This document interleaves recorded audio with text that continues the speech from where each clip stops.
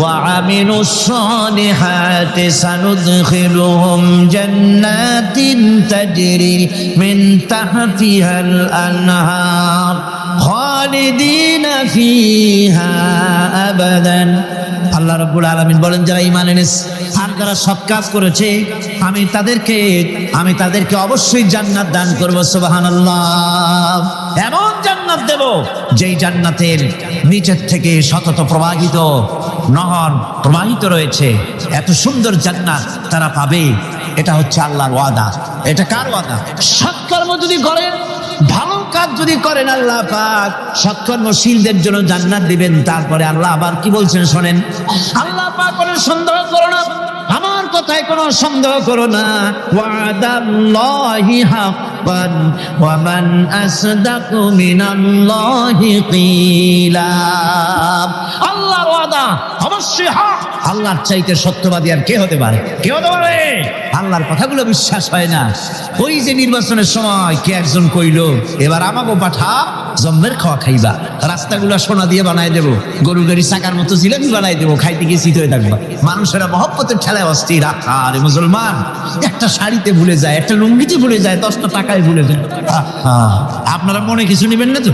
একটা ছাগলও তার দাম হয় 500 টাকা, 1000 টাকা, 2000 টাকা। কিন্তু নির্বাচনের সময় আল্লাহর বান্দাদের দাম যারা ভোট দিতে যায়, এই ছাগলের সেই কমে যায়, 50 টাকা 100 টাকা বিক্রি হয়ে যায়। আপনারা কিছু মনে নিলেন না তো?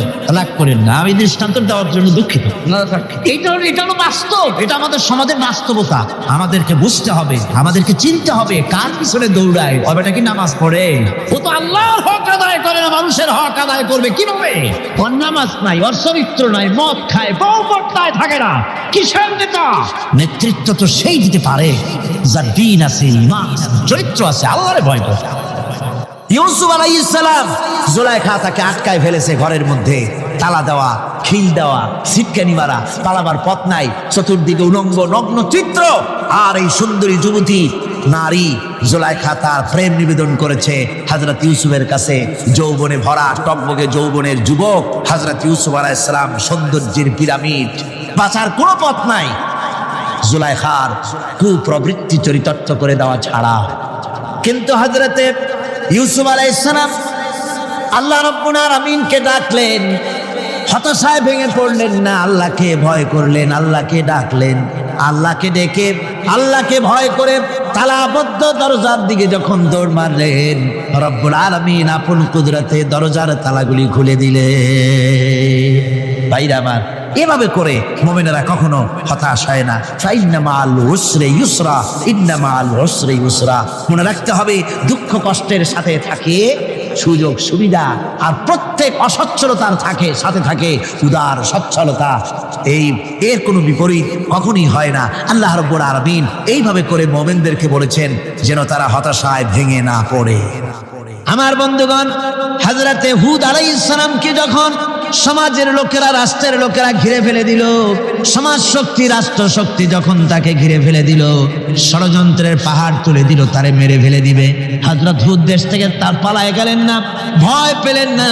হযরতে হুদ আলাইহিস সালাম বললেন, কোরআনে কারীমে হযরত হুদের কথা কোট করা হলো, ফাকিদুনি জামিআন সুম্মা লা তুনজিরুন।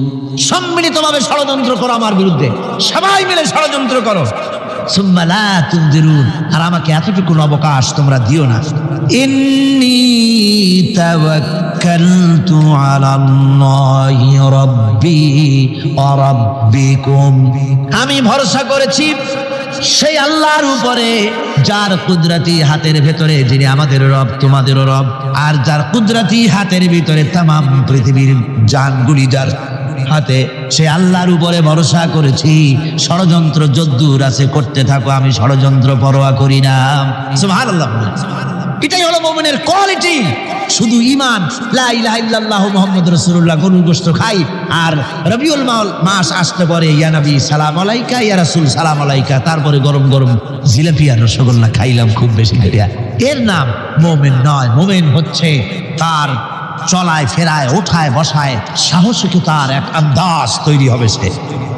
আমার ভাইয়েরা, বিপদে অবিচলতা আমাদেরকে পয়গম্বরেরা শিক্ষা দান করেছেন। হযরত ইউনূস আলাইহিস সালাম মাছে তারে গিলে ফেলে দিল। হতাশায় তিনি হার্ট ফেল করেন নাই। মাছের পেটের মধ্যে যদি কেউ চলে যায়, বেরিয়ে যাওয়ার জন্য কোনো ব্যাকডোর আছে নাকি? কোন পালাবার কোনো রাস্তা আছে? মাছের পেটের জানালা দরজা আছে কিছু? কিছুই। তিনি হতাশ হলেন না। মাছের পেটের ভেতরে বসে হযরত ইউনূস আলাইহিস সালাম বুক ভরা আশা নিয়ে আল্লাহর দরবারে তিনি ঘোষণা করলেন, লা ইলাহা ইল্লা আনতা সুবহানাকা ইন্নী কুনতু মিনাজ জালিমিন। পড়েন না সবাই, লা ইলাহা ইল্লা আনতা সুবহানাকা ইন্নী কুনতু মিনাজ জালিমিন। হযরত ইউনূস আলাইহিস সালাম বললেন, আল্লাহ তুমি ছাড়া কোনো ইলাহা নাই, তোমার পবিত্রতা ঘোষণা করছি, আমি জালিমদের অন্তর্ভুক্ত হয়ে গেছি। তিনি যখন চিল্লাচ্ছিলেন, মাছের পেটের ভিতরে বসে যখন কাতরুক্তি করতেছিলেন, আল্লাহ বুঝি তখন শোনেন নাই সে কথা? কি বলেন? আল্লাহ বুঝি তখন তন্দ্রায় বা নিদ্রায় ছিলেন? না, আল্লাহ পাক কি ঘুমান? তন্দ্রায় যান? লা তাখুযুহু সিনাতুন ওয়ালা নাওম। আল্লাহ রাব্বুল আলামিন বলেন, কোন তন্দ্রা বা নিদ্রা আল্লাহ রাব্বুল আলামিনকে স্পর্শ করে না। হযরত ইউনূস আলাইহিস সালাম যখন মাছের পেটের ভিতরে বসে চিৎকার মারলেন, আল্লাহ পাক বলেন, ইউনূস রে, তোমার ওই ডাক কেউ শোনে নাই, দুনিয়ার কোনো রাজা বাদশা শোনে নাই, দুনিয়ার কোনো বন্ধু বান্ধব তোমার শোনে নাই, কিন্তু আমি তোমার আরশের মালিক, আমি রব্বুল আলামিন শুনেছি। শুধু শুনি নাই, সঙ্গে সঙ্গে জবাব দিয়ে দিয়েছি। ফাস্তাজাবনা লাহু ওয়া নাজ্জাইনাহু মিনাল গাম্মি। পড়েন, ফাস্তাজাবনা লাহু ওয়া নাজ্জাইনাহু মিনাল গাম্মি ওয়া কাযালিকা নুজিল মুমিনিন। আল্লাহ পাক বলেন, আমি জবাব দিলাম। মাছের পেটের ভিতরে বেদনা শুরু হয়ে গেল। মাছ আর তলদেশে শুয়ে থাকতে পারলো না, সাঁতরাতে পারলো না, মাছ ভেসে উঠল উপরে। পেটের যন্ত্রণায় মাছ কিনারায় চলে এসে বমি করে দিতে পারলে যেন বাঁচি, এই অবস্থা মাছের হলো। কিনারায় চলে এলো, বমি করে ইউনূস আলাইহিস সালামকে ফেলে দিল। মাছও বাঁচলো, ইউনূস আলাইহিস সালামও বাঁচলো। আল্লাহ রাব্বুল আলামিন বলেন, মুমিনেরা শোনো, শুধু ইউনূসকে নয়, ওয়া কাযালিকা নুজিল মুমিনিন। এইভাবে করে মুমিন বান্দারা যদি আমাকে ডাকি, আমার কাছে যদি হাত ফাইলায়, আমি আল্লাহ রব্বুল আলামিন মুমিনদের এভাবে বিপদমুক্ত করে দেই। আমার বন্ধুগণ, কোরআনে কারীমে রব্বুল আলামিন বলেন, ফাআনজালাল্লাহু সাকিনাতাহু আলাইহি ওয়া আইয়াদাহু বিজুনুদিন লাম তারাওহা। আল্লাহ পাক তার মনের মধ্যে গভীর প্রশান্তি এবং স্বস্তি দান করলেন, আর এমন সৈন্য দিয়ে সাহায্য করলেন যে সৈন্যদেরকে তোমরা দেখতে পাও না। এভাবে করে রব্বুল আলামিন মুমিনদের বিপদে আপদে মুসিবতে সব সময় আল্লাহ পাক মুসলমানদেরকে সাহায্য করেছেন। জোরে বলেন সুবহানাল্লাহ। মুমিনদের সাহায্যকারী আল্লাহ। তাই ইসলামী আন্দোলনের সাথে যারা আছে, যারা কর্মী, যারা নেতা, যারা মুমিন, যারা ইমানদার, মেঘের মতো প্রচন্ড কালো মেঘ হয়ে চতুর্দিক থেকে অন্ধকারের মতো সে এসেছে বিপদ, কোনো বিপদ না। আল্লাহ পাক সাহায্যকারী। কে সাহায্যকারী? জোরে বলেন, সাহায্যকারী কে? আল্লাহ সুবহানাহু ওয়া তাআলা, তিনি সাহায্য। ভয় নাই। আল্লাহ পাকের উপর ঈমান আনলে পরে কলিজার ভিতরে দুর্জয় সাহসের সৃষ্টি হয়ে যায়, কোনো ভয় অন্তঃকরণে তার থাকে না। আল্লাহ পাক সাহায্য করেন। আর আল্লাহর উপরে ঈমান আনলে পরে রব্বুল আলামিন বলেছেন, ইয়া আইয়ুহাল্লাযীনা আমানু হাল আদুল্লুকুম আলা তিজারাতিন তুনজিকুম মিন আযাবিন আলিম। এমন একটা ব্যবসার কথা কি বলবো না, যে ব্যবসায় তোমাদেরকে জাহান্নামের আযাব থেকে বাঁচায় দেবে। তার প্রথম কাজই হলো আল্লাহর প্রতি ঈমান আনা। ঈমান আনলে পরে এই সমস্ত গুণ তৈরি হয়ে যায়। আর ঈমানে সবচাইতে উপকৃত হয় সমাজের লোকেরা, রাষ্ট্রের লোকেরা, পরিবারের লোকেরা, দেশের মানুষ উপকৃত হয় মুমিনদের দিয়ে ঈমানের কারণে। তার কারণ হলো, একজন মুমিন, একজন ব্যক্তি যখন ঈমানদার হয়, মুমিন হয়ে যায়, আল্লাহর প্রতি যখন প্রগাঢ় বিশ্বাস তার এসে যায়, তখন সেই ব্যক্তি নৈতিকতার মান তার বেড়ে যায়। জোরে বলেন সুবহানাল্লাহ। নৈতিক চরিত্রের উপরে সে প্রতিষ্ঠিত হয়, সে মিথ্যা বলতে সাহস পায় না। মুমিন ব্যক্তি মিথ্যা বলতে সাহস পায় না। কেন পায় না? মিথ্যা বলতে সাহস পায় না, ঠকাতে সাহস পায় না, ওজনে কম দিতে সাহস পায় না, শয়তানি বদমাশি করতে সাহস পায় না। তার কারণ হলো আল্লাহ পাক বলে দিয়েছেন, মুমিন কোরআনের ভিতরে পড়েছে, ইয ইয়াতালাক্কাল মুতালাক্কিয়ানি আনিল ইয়ামিনি ওয়া আনিশ শিমালি কাঈদ। দুজন নিয়ন্ত্রণকারী ফেরেশতা তোমার ডানে এবং বামে বসে বসে তোমাকে নিয়ন্ত্রণ করছে, কোথায় যাও কি করো এই ফেরেশতারা বসে বসে সব দেখতেছে। মা ইয়ালফিযু মিন কাওলিন ইল্লা লাদাইহি রাকীবুন আতীদ। মানুষ এমন কোনো কথা বলে না যা ফেরেশতারা রেকর্ড না করে, সব রেকর্ড হয়ে যায়। তাই মুমিন ব্যক্তি দায়িত্বহীন কথা বলতে পারে না। মুমিন ব্যক্তির চরিত্র ভালো হয়ে যায়, সে যে কথা বলে বুঝে শুনে কথা বলে, সে যে ওয়াদা করে বুঝে শুনে ওয়াদা করে। যেহেতু সবকিছুর জবাব কিয়ামতে দিতে হবে। কোথায় দিতে হবে? কোথায় দিতে হবে? কিয়ামতে আল্লাহর দরবারে জবাব দিতে হবে।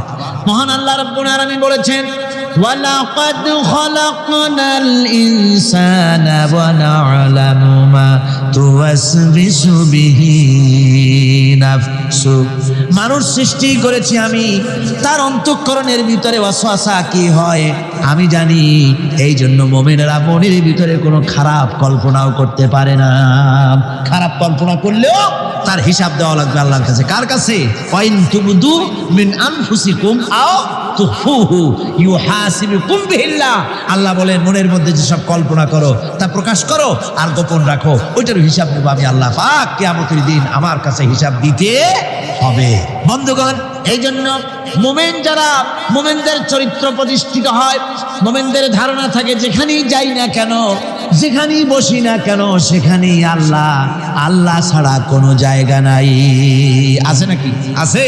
আল্লাহ পাক বলেন, মা ইয়াকুনু মিন নাজওয়া সালাসাতিন ইল্লা হুয়া রাবিউহুম। তোমরা যেখানে তিনজন মিলে পরামর্শ করো, মনে রেখো তিনজন নও, ওখানে চতুর্থ সত্তা আমি রব্বুল আলামিন তোমাদের কাছে আছি। সব শুনি আর দেখি। পাঁচজন যেখানে হও সেখানে আমি ষষ্ঠ। এর থেকে যদি কম হও, এর থেকে যদি বেশি হও, বান্দারে তুমি আছো যেখানে আমি আল্লাহ আছি সেখানে। উপায় নাই, সব জায়গায় আমি দেখতে পাচ্ছি। শুধু তাই নয়, রাত্রিবেলায় মানুষেরা গোপনে পরামর্শ করে, করে না? করে কিনা? রাতে রাতে পরামর্শ করে, এক জায়গায় বসে, ফলের মধ্যে, পাহাড়ের মধ্যে, কোনো জায়গায় বসে পরামর্শ করে। কি পরামর্শ?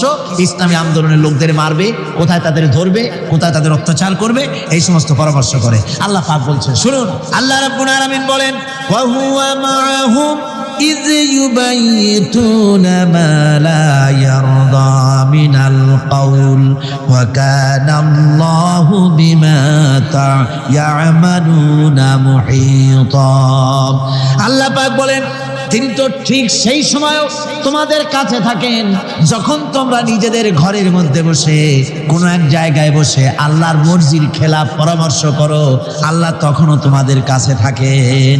আল্লাহর এহাতা থেকে, আল্লাহর কর্তৃত্ব থেকে বেরিয়ে যাওয়ার কোনো উপায় নাই। সুতরাং গোপনে বলেন, প্রকাশ্যে বলেন, যেভাবেই যা কিছু করা হোক না কেন, আল্লাহর কাছে আমাদের সমস্ত অপরাধগুলি ধরা হয়ে যায়। আর এটাই হচ্ছে ঈমানের সীমা পরিসীমা। তিলকা হুদুদাল্লাহ وَإِذَا سَأَلَكَ عِبَادِي عَنِّي فَإِنِّي قَرِيبٌ।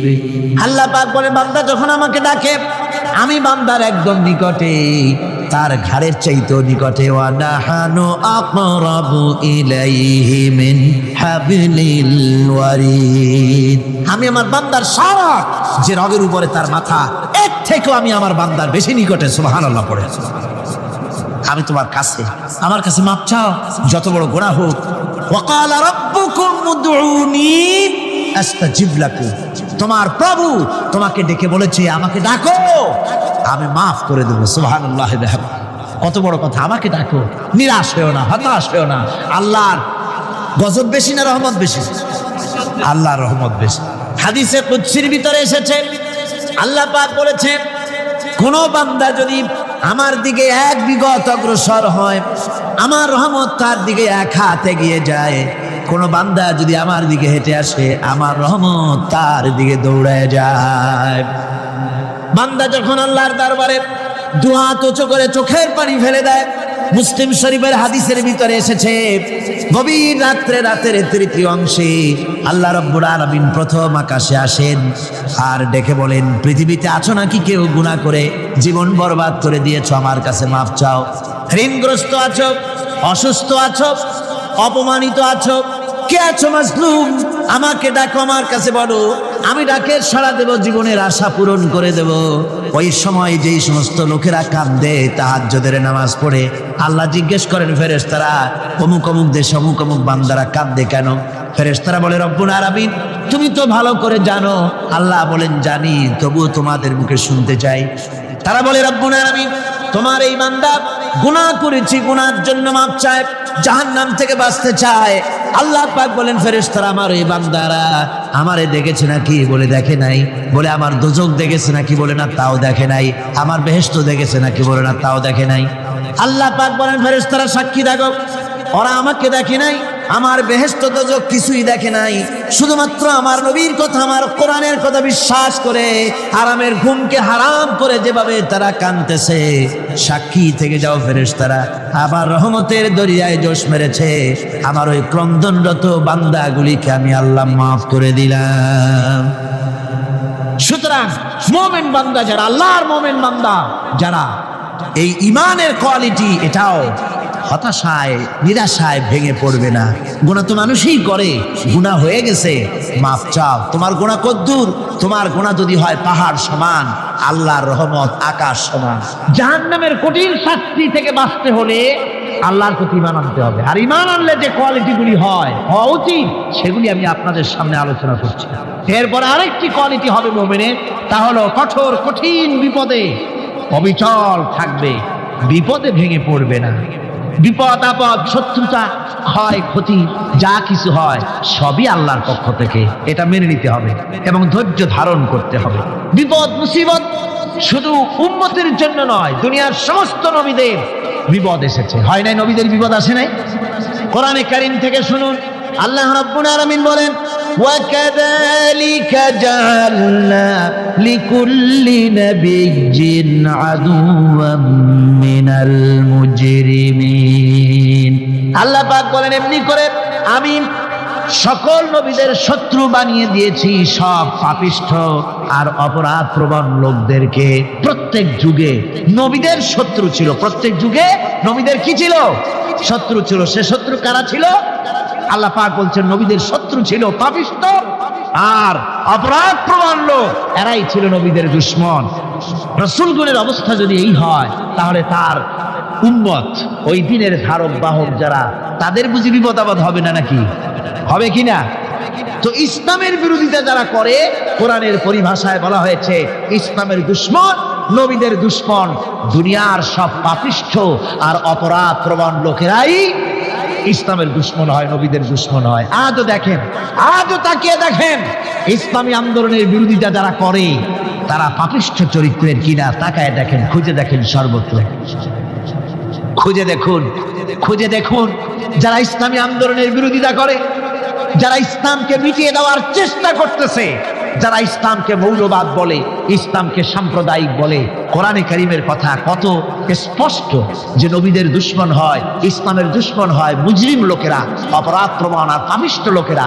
আজও আমরা দেখতে পাই এই শ্রেণীর লোকেরা পাপিষ্ঠ এবং সবচাইতে সমাজের নিকৃষ্ট ধরনের চরিত্রহীন লোক। নামাজ নাই। আপনি খুঁজে দেখেন, ইসলামী আন্দোলনের বিরোধিতা যারা করছে, যারা নেতৃত্ব দিচ্ছে, নামাজ নাই, রোজা নাই, চরিত্র নাই, হজ নাই, যাকাত নাই, মদ, জুয়া, জেনা, ব্যভিচার ইত্যাদিতে লিপ্ত। চেহারা দেখলে ছেলেপেলেরা 2 গ্লাস পানি খায় ভরসা। কথা ঠিক কিনা কর? এই হলো অবস্থা। মারে কেন? মুমিনদেরকে, পয়গম্বরদেরকে, সাহাবীদেরকে এবং ঈমানদারদেরকে মারে কেন? তার কারণ হচ্ছে আল্লাহ রাব্বুল আলামিন বলেছেন ওয়া মা নাকামু মিনহুম ইল্লা আইয়ুমিনু বিল্লাহিল আজিজিল হামিদ। কাফিররা ইমানদার লোকদেরকে অন্য কোন অপরাধী নির্যাতন চালায় না, নির্যাতন চালায় শুধু এই কারণে যেহেতু মুমিন লোকেরা পরাক্রমশালী আল্লাহ রাব্বুল আলামিনের দ্বীনকে কায়েম করতে চায়, তার উপরে ঈমান এনেছে, এই কারণেই তারা মারে। ঠিক কিনা কর? যুগে যুগে নবীদের উপরে সাহাবীদের উপরে যে অত্যাচার হয়েছে সে অত্যাচার এই কারণেই হয়েছে, অন্য কোনো কারণে নয়। এই কঠিন বিপদে অবিচলতা এবং ধৈর্যের দৃষ্টান্ত নবীগণ পেশ করেছেন পৃথিবীর বুকে। আমরা দেখেছি ইব্রাহিম আলাইহিস সালামকে আগুনে ফেলানো হয়েছে, আছে না কোরআন শরীফে? আমি কিন্তু গল্প করতেছি না, সব কোরআনের কথা। কিসের কথা? ইব্রাহিম আলাইহিস সালামকে আগুনে ফেলানো হচ্ছে। অপরাধ কি? অপরাধ হচ্ছে হযরত ইব্রাহিম আলাইহিস সালাম দাওয়াত দিয়েছেন লা ইলাহা ইল্লাল্লাহ। জোরে পড়েন লা ইলাহা ইল্লাল্লাহ, লা ইলাহা লা ইলাহা ইল্লাল্লাহ মুহাম্মাদুর রাসূলুল্লাহ। হযরত ইব্রাহিম আলাইহিস সালাম দ্বীনের দাওয়াত দিয়েছেন, এক আল্লাহর দাওয়াত দিয়েছেন, ঈমানের দাওয়াত দিয়েছেন। আর কোনো অপরাধ ছিল না। নমরুদ সহ্য করতে পারলো না। কোরআনে কারীমের মধ্যে সব কথাগুলি আল্লাহ পাক এই জন্য বিধৃত করেছেন, এই জন্য কোরআনে কারীমের মধ্যে সব কথা উঠায় দিয়েছেন যাতে করে মুমিনেরা বিপদ আসলে পরে যেন ঘাবড়ে না যায়। ইব্রাহিম আলাইহিস সালামকে আগুনে ফেলানো হচ্ছে। ফেরেশতা বলছে ইব্রাহিম তোমারে আগুনে ফেলায় দাও, তেছে আমার কাছে সাহায্য চাও, আমার কাছে ক্ষমতা আছে, আগুনগুলো উঠায় নমরুদের বংশ জ্বালায় দেব। হযরত ইব্রাহিম ফেরেশতার কাছে সাহায্য চাইছিলেন নাকি? তিনি বললেন ফেরেশতা তোমার কাছে সাহায্য কেন চাইব? আমি তো এমন কোন অন্ধ আল্লাহর ইবাদত করি না যেই অন্ধ স্রষ্টা তার গোলামের দুঃখ দুর্দশা না দেখেন। আমি তোমার কাছে সাহায্য চাইব না। হযরত ইব্রাহিম আলাইহিস সালাম পাশ করলেন। কি বলেন, পাশ করছেন না? ঈমানের পরীক্ষায় পাশ। আগুনের মধ্যে হযরত ইব্রাহিমকে যখন ফেলানো হচ্ছে, রব্বুল আলামিন আগুনের প্রতি নোটিশ করে দিলেন ইয়া নার কুনি বারদাও ওয়া সালামান আলা ইব্রাহিম। আগুন আমার ইব্রাহিমের জন্য শান্তিদায়ক, ঠান্ডা হয়ে যা। এখন কি আর আগুনের বাপের ক্ষমতা আছে ইব্রাহিমকে পোড়ানো? আর ক্ষমতা নাই। আমার বন্ধুগণ, ইব্রাহিম আগুনের ভিতরে আরামে বসে আছেন, আর ওদিকে নমরুদ বসে বসে দেখতেছে দূর থেকে ইব্রাহিম তো জ্বলে না, গায়ের মধ্যে আগুন জ্বলে গেল। ডাক দিয়া কয় আগুন তোর হলো কি? কেন জ্বালাইতে পারিস না আমার দুশ্মন রে? হলোটা কি তোর? তোর কি জ্বালানো শক্তি বন্ধ হয়ে গেল নাকি? আগুনের ভিতর থেকে জবাব এলো নমরুদ রে আমার ভিতরে জ্বালানো শক্তি আছে কি নাই যদি প্রমাণ করতে চাও, টেস্ট করতে চাও, তুই নিজে আয়, তোরে শুদ্ধ তামাম দুনিয়া জ্বালাই দিতে পারি, ইব্রাহিমের এক গাছা পশম জ্বালাই দিতে পারি না। তার কারণ হচ্ছে আমি হচ্ছি মাখলুক, আল্লাহ হচ্ছেন খালিক। আল্লাহ আমাকে বলেছেন না জ্বালাতে, তুমি 1000 বার বললেও আমি ইব্রাহিমকে জ্বালাইতে পারবো না। কোরআনে কারিমে ঘটনা বলে মুমিনদেরকে সাহস দেওয়া হচ্ছে, মুমিনেরা দ্বীনের কাজ করতে গিয়ে বিপদ আবাদ আসবে, ঈমানের দাবি হলো বিপদ আসবে, আর বিপদ আসলে ঘাবড়ায় যেও না, মুসিবতে পড়ে চিন্তায় পেরেশানে হয়রান হয়ে যেও না। বিশ্বকবি আল্লামা ইকবাল কি সুন্দর করে বলেছেন, আজ ভি হো জু ইব্রাহিম কা ইমা पैदा आग कर सकती है एक अंदाज गुलिस्तान पैदा। ইব্রাহিমের ঈমান যদি আজিও কোথাও হয় বিদ্যমান, করতে পারেন অগ্নিকুণ্ডে খুবসুরত এক গুলিস্তান। আজও যদি আগুনের ভিতরে কোন নমরুদ কোন ইব্রাহিমকে যদি ফেলে দেয়, আল্লাহ রাব্বুল আলামিন আজও আগুনকে ফুলের বাগান বানায়া দিবেন। সুবহানাল্লাহ। সামান্য স্যান্ডেলের ফিতা গাছা যদি ছেড়ে যায়, মানুষের কাছে চাইও না, আল্লাহ রব্বুল আলামিনের দরবারে হাত পাতো। রব্বুল আলামিন তোমার স্যান্ডেল কেনার পয়সা জুগিয়ে দেবেন। জোরে বলেন সুবহানাল্লাহ। যা দরকার তার কাছেই চাও, হাত তার কাছেই পাতো। ওই যে সম্রাট শাহজাহানের কথা আমি আপনাদেরকে শুনাই। ফকির একটা ঘুরতেছে সারাদিন। এক লোক বলছে যে আপনি এত হে ফকির, তুমি এরকম করে ঘুরছো সারা জীবন, বুড়া হয়ে গেছো খয়রাত করতে করতে, ছোটবেলা থেকে তোমার ভিক্ষা করতে দেখি, আর কতকাল ভিক্ষা করবো? ভাই কর্মটা কি? বাচ্চার কাছে যাইতে পারবো, বাচ্চার কাছে গেলে এমন ভাবে দিবে, অনেক দিবে, নিয়ে পুরাইতে পারবা, তোমার আর জীবনে ভিক্ষা করা লাগে। ফকির চলে গিয়েছে, কোথায় পাবো বাচ্চারে? দেখো মসজিদে পাবা, এখন তুমি নামাজ। চলে গিয়েছে সেখানে, মসজিদের বারান্দায় দাঁড়ায় দেখে সম্রাট শাহজাহান হাত পেতে মোনাজাত করতেছেন, চোখের থেকে পানি পড়ে দাড়ি ভিজে ভিজে পড়ে। মোনাজাত শেষ করে বাচ্চা যখন বাইরে নেমেছেন, তখন ফকির তাকে সালাম দিয়ে চলে গেছে। বাচ্চা বলছেন, তুমি আমাকে সালাম দিয়ে চলে যাচ্ছ, তুমি তো ভিক্ষুক, আমার কাছে তো সমস্ত ভিক্ষুকই আমার কাছে চায়, ভিক্ষুক তো ভালো, ধনীরাও আমার কাছে চায়, তুমি ভিক্ষুক মানুষ আমার কাছে চাইলে না, সালাম দিয়ে চলে যাও। ফকির বলতেছেন, যা পানা সত্যি কিছু চাইতে এসেছিলাম, কিন্তু আমি আপনাকে দেখার পরে আমার চিন্তার পরিবর্তন হয়ে গেছে। আমি তাকিয়ে তাকিয়ে দেখলাম মসজিদের ভেতরে আমি চাইতে এসেছি দিল্লির সম্রাট শাহজাহানের কাছে। যেই সম্রাট, দিল্লির সম্রাট যার কাছে আমি চাইতে এসেছি, আমি তো দাঁড়ায় আছি, কান্দি না, কিন্তু আমি দেখতেছি যার কাছে আমি চাইতে এসেছি তিনি যেন আবার কোন সম্রাটের কাছে আমার চাইতেও দারুণ ভিক্ষুকের মতো হয়ে চোখের পানি ফেলে ভিক্ষা চাইতেছে। মনে মনে ভাবলাম, মানুষের কাছে ভিক্ষা চাইবো না কোনদিন আর। বাদশা কান্দে, যেই বাদশার কাছে, ওই সম্রাটের সম্রাট রাজা ধীরাজ আল্লাহর কাছে ছাড়া কারো কাছে জীবনে আর হাত পাতবো না। হযরত আবু হুরায়রা রাদিয়াল্লাহু তাআলা আনহু একবার রাসূল করিম সাল্লাল্লাহু আলাইহি ওয়াসাল্লামের দরবারে কাঁদতেছিলেন। হুজুর জিজ্ঞেস করলেন, আবু হুরায়রা তুমি কাঁদো কেন? হুজুর, হযরত আবু হুরায়রা বলেন, হুজুর আমার মা আমাকে মেরেছে, আমি সেই জন্য কাঁদতেছি। হুজুর বলেন, মা তোমাকে মারলো কেন? কোনো বেয়াদবি করেছো নাকি? তিনি বললেন, না কোনো বেয়াদবি করি নাই, তবে মারলো কেন? হযরত আবু হুরায়রা বলেন, হুজুর আমার মা হচ্ছেন মুশরিকা, আমার মা কাফের। আমি অনেক রাত হয়েছিল বাড়ি ফিরতে, আমার মা জিজ্ঞেস করলো এত রাত কোথায় ছিলি? আমি বললাম, মা তামাম পৃথিবী যে কদম মোবারক চুমতে পারলে নিজেকে ধন্য মনে করে, আমি সেই রাসূলের দরবারে ছিলাম, আসতে দেরি হয়ে গেছে। ইয়া রাসূলুল্লাহ, আপনার নাম শোনা মাত্র আমার মায়ের গায়ে আগুন জ্বলে গেল। সহ্য করতে না পেরে আমাকে মায়ের আরম্ভ করে দিল। বলল, আবু হুরায়রা হয় আমার বাড়ি ছাড়বি, না হয় মুহাম্মদ সাল্লাল্লাহু আলাইহি ওয়াসাল্লামের ঘর ছাড়বি, কোনটা করবি কর। আমি বললাম, মা তোমার গায়ে যত শক্তি আছে সমস্ত শক্তি দিয়ে তুমি আমাকে প্রহার করো, আমি তামাম তোমার বাড়িটা শুদ্ধা তামাম দুনিয়া ছেড়ে দিতে পারি, কিন্তু রাসূল পাক সাল্লাল্লাহু আলাইহি ওয়াসাল্লামের কদম মোবারক ছাড়তে পারি না। ভাইরা আমার, হযরতে আবু হুরায়রা কাঁদতেছেন। আল্লাহর নবী বলেন, তুমি কাঁদো কেন? তোমার মা তোমাকে মেরেছেন, আমি এখানে কি করব? এখানে তো আমি কোনো দখল আন্দাজ করতে পারি না, আমি কি করতে পারি? এখানে ইন্টারফেয়ার তো আমি করতে পারি না, মা তোমারে মেরেছে। হযরত আবু হুরায়রা বলেন, ইয়া রাসূলুল্লাহ, মায়ের বিরুদ্ধে কোনো নালিশ করার জন্য আপনার কাছে আমি আসি নাই। বলে, কেন এসেছো? হযরত আবু হুরায়রা বলেন, হুজুর এসেছি এই জন্যে, আমি জানি আপনি যদি আল্লাহর দরবারে কোনো ব্যাপারে দোয়া করেন, আল্লাহ রাব্বুল আলামিন তা মঞ্জুর করে নেন। আপনি মেহেরবানি করে আমার মায়ের হেদায়েতের জন্য আল্লাহর কাছে দোয়া করুন। হুজুর সাল্লাল্লাহু আলাইহি ওয়াসাল্লাম দুই হাত উঁচু করলেন, বললেন, আল্লাহুম্মা ইহদি উম্মা আবি হুরায়রা, আয় আল্লাহ আবু হুরায়রার মাকে তুমি হেদায়েত নসিব করে দাও। এই দোয়া রাসূল করতেছেন। হুজুরকে দোয়ার মধ্যে ফেলে রেখে আবু হুরায়রা দৌড় আরম্ভ করেছে বাড়ির দিকে। পেছন থেকে কয়েকজন সাহাবী তারা দৌড়ে গেল। আবু হুরায়রা দৌড়ায় কেন?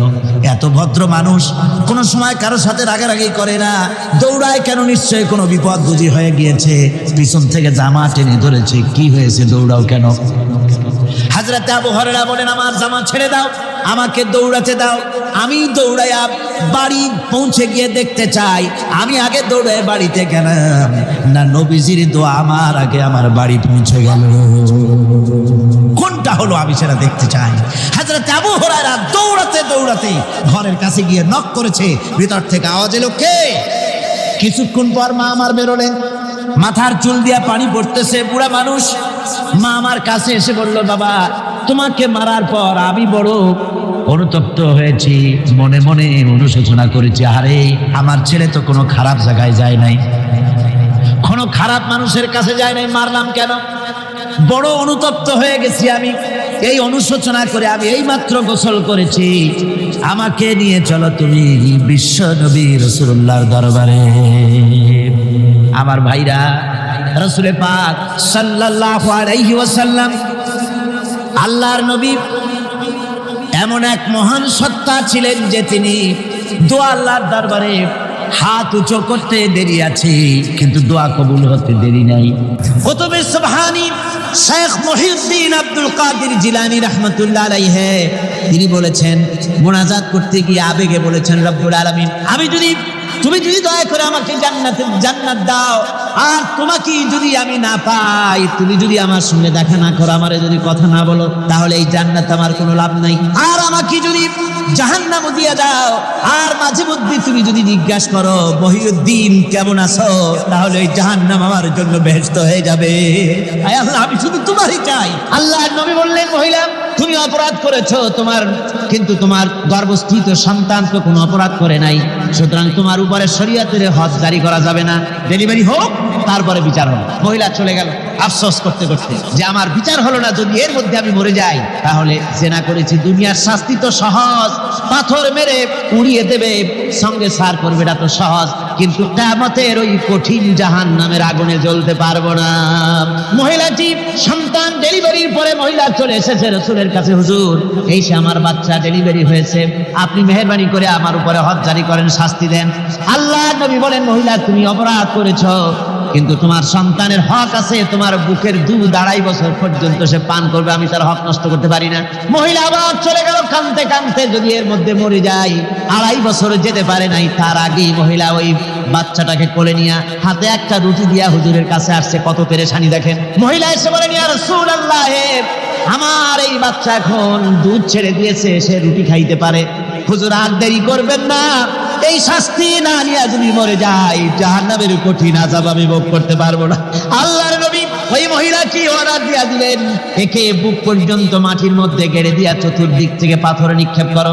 মহিলাকে নিয়ে পাতাকে বুক পর্যন্ত মাটির ভিতরে গেড়ে দিয়া চতুর্দিক থেকে যখন পাথর নিক্ষেপ করা হচ্ছিল, রক্ত ছিটে এসে একজন সাহাবীর গায়ে পড়ায়, সাহাবী মহিলাকে ভৎসনা করলেন। আল্লাহর নবী বললেন, শুনতে পেরে নবীজি বললেন, ও সাহাবী ভৎসনা করো না, বরং এই মহিলার তওবা আল্লাহ রাব্বুল আলামিন এমন ভাবে কবুল করেছেন, যদি সে তওবা দুনিয়ার সব মানুষকে ভাগ করে দেওয়া যায়, তাহলে সমানভাবে ভাগ করে দেওয়া যাবে। 60,000 সৈন্য তাদের অশ্ব নিয়ে, তাদের উষ্ট্র নিয়ে, তাদের মালপত্র নিয়ে, জিহাদের সামান নিয়ে শ্রাবণের খরস্রোতা নদী, উত্তাল তরঙ্গমালায় ভরা নদীর উপর থেকে এই সাহাবীরা পাড়ি দিয়ে ওপার চলে গেলেন। ওপার যাওয়ার পরে হযরতে সাদ বলছেন, তোমাদের কেউ কি হারায় গেছে নাকি? সবাই এদিক ওদিক তাকায় খোঁজ করে বলল, মানুষ তো দূরের কথা, একটা উট আর ঘোড়াও একটাও হারায় যায় নাই। একজন বলল, আমার একটা পেয়ালা, যে পেয়ালা আমি পানি পান করতাম, সেই পেয়ালাটা তুফানে ছিটকে কোথায় চলে গেছে, ওইটা হারায় গেছে। হযরতে সাদ বলেন, মুজাহিদের কোনো জিনিস দরিয়া নিতে পারে না, অবশ্যই তা ফেরত আসবে। এই কথা তিনি বলতেছিলেন, হঠাৎ করে দরিয়ার কিনারে একটা আওয়াজ হলো, দেখা গেল তুফানের ভিতরে সেই হারানো বাটিটা তাদের মধ্যে ফিরে এসেছে। আল্লাহু আকবার। মুজাহিদদেরকে সাহায্য করেন স্বয়ং আল্লাহ রাব্বুল আলামিন। আফ্রিকার জঙ্গলের কাছে ভিন্ন ইতিহাস, জঙ্গলের কাছেই মুসলমানদেরকে থাকতে দেওয়া হয়েছে। মনে করা হয়েছিল জঙ্গলের সমস্ত হিংস্র প্রাণীরা এই মুসলমানদের শেষ করে দেবে, যুদ্ধ করা রাখবেন। হযরতে সাদ সে অবস্থা বুঝতে পারলেন, তিনি একটা মঞ্চ তৈরি করলেন। সেই মঞ্চের উপরে দাঁড়ায় জঙ্গলের প্রাণীদের দিকে লক্ষ্য করে তিনি নোটিশ জারি করে দিলেন, বললেন, ইয়া আইয়াতুহাল হাশারাত ওয়াস সিবাউ নাহনু আসহাবু রাসূলুল্লাহ সাল্লাল্লাহু আলাইহি ওয়াসাল্লাম। হে জঙ্গলের হিংস্র প্রাণীরা, আমরা আল্লাহ রাসূলের সাহাবী, ফাইন্না নাজিলুনা ফামান ওয়াজাদনা বাদাহু কাতালনাহু। আমরা রাসূলের সাহাবী, এইখানে আল্লাহর দ্বীনকে কায়েম করার জন্য আমরা এসেছি আল্লাহর কলেমার আওয়াজ নিয়ে। আমরা এখানে রাত কাটাবো। সুতরাং এই জঙ্গলের ভিতরে হিংস্র প্রাণী যত আছো সব আমাদের এই জায়গা ছেড়ে অন্যত্র চলে যাও। আফ্রিকার জঙ্গলি মানুষেরা চিন্তা করলো, মানুষের কথা কি জঙ্গলি প্রাণীতে শোনে নাকি, পাগলে কয় কি? তারা তাকায় তাকায় দেখলো হযরতে সাদের এই ঘোষণার পরে বাঘের কাতারে বাঘ, সিংহের কাতারে সিংহ, সাপের কাতারে সাপ, যার যার ডিম আর বাচ্চাগুলি মুখে কামড়াইয়া সাহাবীদের এলাকা ছেড়ে দিয়ে তারা অন্যত্র চলে গেল। আমার মুসলমান ভাইরা, এই ছিল মুসলমানদের ইতিহাস। দ্বীন প্রতিষ্ঠা করার কাজে মুসলমান এগোলে আল্লাহই মদত করেন। কে মদত করেন? একবার একজন দরবেশ সাহেব রাস্তা দিয়ে যাচ্ছেন, প্রতিমধ্যে তিনি দেখতে পেলেন নদী থেকে এক কলসি পানি নিয়ে এক যুবতী সুন্দরী মেয়ে রাস্তা বেয়ে যেতেছে। দরবেশ সাহেব দাঁড়ায় গেলেন আর ওই যুবতীর দিকে এক নজরে তাকায় আছেন, চোখে পলক দেয় না। এরপরে যুবতী থমকে দাঁড়ায় গেল। আধা বুড়া মানুষ, দাড়ি অর্ধেক পাইকে গেছে, দেখতে তো দেখায় খুব বুজুর্গ মানুষ, কিন্তু রাস্তায় আমার একা পায়া এমনি করে তাকিয়ে আছে আর চোখ দিয়েও তো পানি পড়ে। ব্যাপারটা কি? দরবেশ কাঁদে কেন? প্রতিমধ্যে আমাকে একা পেয়ে দরবেশ কাঁদে কেন, তাকিয়ে আছে কেন? মহিলার চিন্তা জাগলো। শেখ সাদী রহমতুল্লাহ আলাইহি ঘটনা লিখেছেন, বাংলা এক কবিতার অনুবাদ করেছেন। একদা সুখদায়ক প্রমোদা বদন, দর্শন করি মম ঝরিল নয়ন, হেসে কহে সেরূপসী সবিস্ময় মন, কহ দেখি মহাশয় কহ কি কারণ, বিষয়ে বিরাগী তুমি ভুবনে প্রচার, কি হেতু জন্মিল তব মানস বিকার।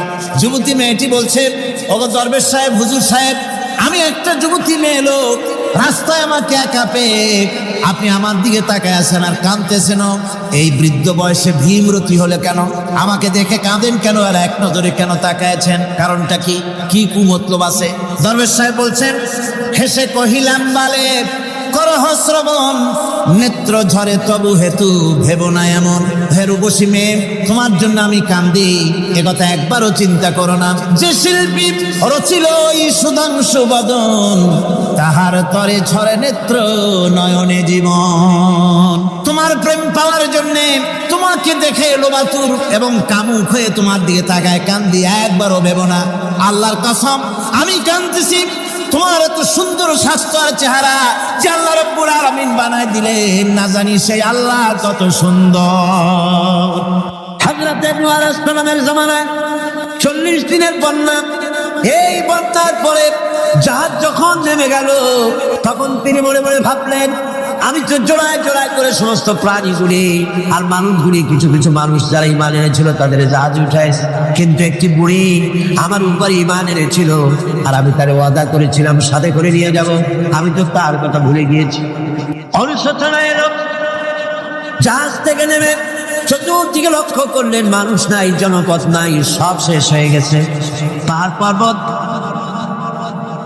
কাঠ হয়ে পড়েছে, বিল্ডিং গুলি শেষ হয়ে গিয়েছে, কোন জনপদে কোনো প্রাণী নাই, প্রাণী বলতে কিছুই নাই। হঠাৎ দূরে দেখতেন একটা কুড়ে ঘরের মতো দেখা যায়। ভাবলেন, এত বড় বন্যার ভিতরে কুড়ে ঘর কেমনে থাকলো? আস্তে করে হেঁটে গেলেন কুড়ে ঘরের কাছে। ভেতরে মানুষ আছে বলে মনে হলো। বাইরের থেকে প্রশ্ন করলেন, ভিতরে কে? জবাব এলো, আমি এই ঘরের মালিক, আমি এক বুড়ি বিধবা এক মহিলা। আপনি কে? তিনি বললেন, আমি হচ্ছি এই জামানার পয়গম্বর হযরত নূহ আলাইহিস সালাম। বুড়ি বলছেন, আমারও ধারণা তাই। আপনি আমাকে ওয়াদা করেছিলেন বন্যা হলে পরে, বন্যার আভার যখন আপনি পাবেন, আমাকে আপনি সাথে করে জাহাজে উঠায় নিয়ে দিবেন। আমার মনে হয় বন্যা কবে হবে সেই খবর দেওয়ার জন্য আপনি এসেছেন। হযরত নূহ আলাইহিস সালাম সিজদায় পড়ে কাঁদতে লাগলেন, বললেন, রব্বুল আলামিন, তোমার কুদরত বোঝার ক্ষমতা আমার নাই। 40 দিন পর্যন্ত পানির ভিতরে মানুষ কেমনে জীবিত রইল? আল্লাহ পাক শোনালেন, রোরে বিপদ যখন এলো, তুমি তোমার উম্মতকে ভুলে যেতে পেরেছো, ভুলে গিয়েছো, কিন্তু আমি রব্বুল আলামিন রহমানুর রহিম, আমি আমার বান্দিরে ভুলি নাই।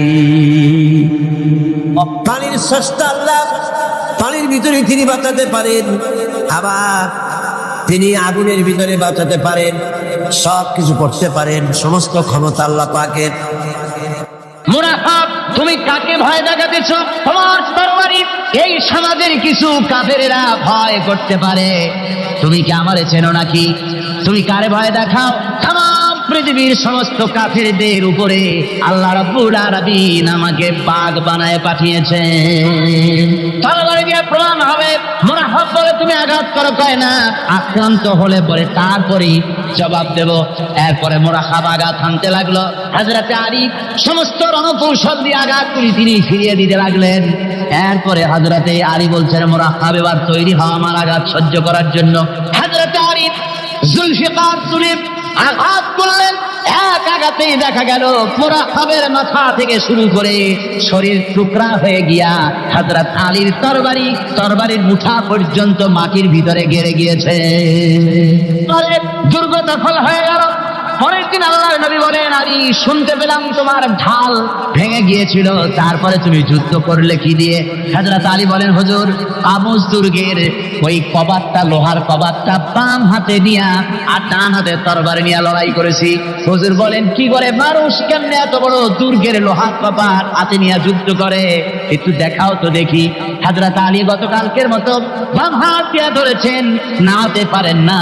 এবার ডান হাত দিয়া ধরেছেন, নাড়াতে পারেন না। ডান আর বাম দুই হাত দিয়া সমস্ত শক্তি দিয়ে এমন জোরে টান মেরেছেন, প্রতিটি লোমকূপের গোড়া থেকে ঘাম বেরিয়ে এসেছে, এক চুলো নড়াতে পারেন নাই। হযরত আলীর মুখখানা মলিন হয়ে গেছে লজ্জায়। হযরত আলী রাদিয়াল্লাহু তাআলা আনহু লজ্জা পেয়ে গেছেন। রাসূল পাক সাল্লাল্লাহু আলাইহি সাল্লাম বলেন, আলী লজ্জা পাওয়ার কোনো কারণ নাই, চিন্তা করার কোনো কারণ নাই। তোমার নিজস্ব শক্তি দিয়ে তুমি লড়াই করতে পারো নাই। এত বড় লোহার দরজা নিয়ে খবর নিয়ে মানুষ এভাবে লড়াই করতে পারে না। আল্লাহ তার দিনকে বিজয়ী করার জন্য তোমার ভিতরে আল্লাহ রাব্বুল আলামিন ক্ষমতা দিয়েছিলেন। জোরে বলেন সুবহানাল্লাহ। আল্লাহ রাব্বুল আলামিন এই জিহাদের ময়দানে যখন মানুষ আসে, আল্লাহ তাদের উপরে মদদ দান করেন।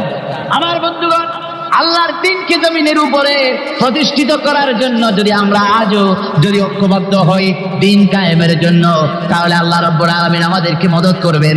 আল্লাহ পাক কোরআনে কারীমের মধ্যে বলেছেন, ওয়া কানা হাক্কান আলাইনা নাসরুল মুমিনিন। মুমিনদেরকে সাহায্য করা আমি আল্লাহর জন্য ওয়াজিব হয়ে যায়। ধরে বলেন সুবহানাল্লাহ। মুমিনদের জন্য সাহায্য করা আল্লাহর জন্য কি হয়ে যায়? ওয়াজিব হয়ে যায়। ভাইরা একটু বৃষ্টি সহ্য করেন না, খুব বেশি বৃষ্টি। আচ্ছা, এটা রহমত।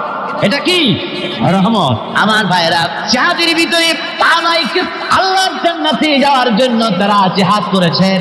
তারা দেশ দখলের জন্য জিহাদ করেন নাই, দিন প্রতিষ্ঠার জন্য লড়াই করা ফরজ। দিন প্রতিষ্ঠার জন্য লড়াই করা কি? জনগণ কি? আর এই ফরজ দায়িত্ব পালন করতে গিয়ে যদি কেউ মারা যায়, তাহলে কোথায় যাবে? ওই শাহাদাতের মত হচ্ছে একটা সেতু বা একটা ব্রিজ, একটা সাঁকো। এপারে দুনিয়া, ওপারে আল্লাহর জান্নাতুল ফেরদাউস। জোরে বলেন সুবহানাল্লাহ।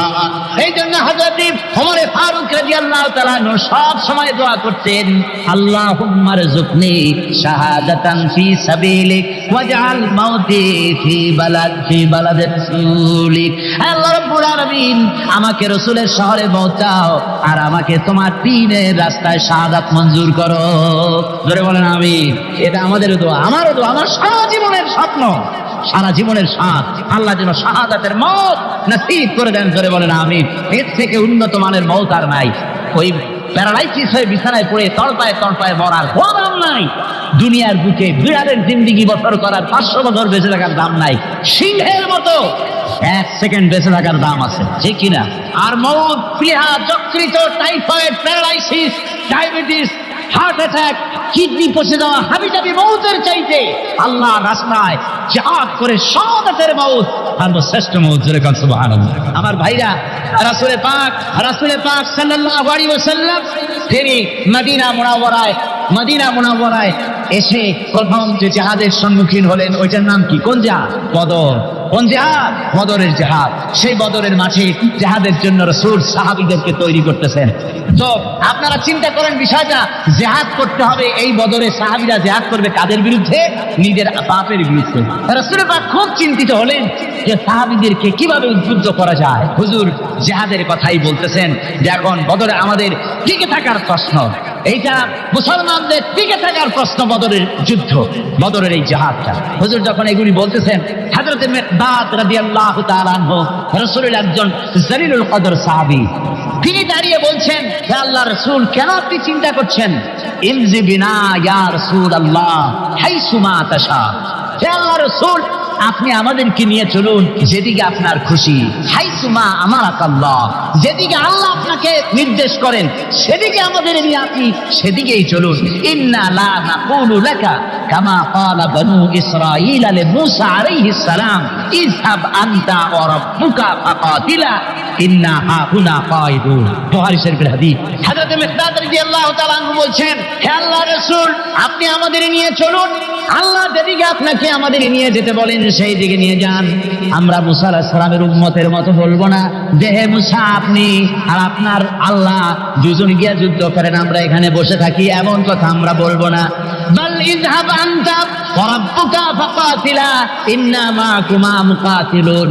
ও নবী, বরং আমরা বলবো আপনি চলুন আমাদের নিয়ে, আপনি এবং আপনার আল্লাহ চলুন জিহাদের ময়দানে, আমরা আপনার সঙ্গে জিহাদ করব, লড়াই করব সেই পর্যন্ত। মা দামাত মিন্না মা দামাত আইনুম মিন্না তাতারাব, যতক্ষণ পর্যন্ত আমাদের একটা চক্ষুর পলক পড়ে, যতক্ষণ পর্যন্ত একটা চোখের পাতা নড়ে, ততক্ষণ পর্যন্ত আমরা কাফেরদের বিরুদ্ধে লড়ব।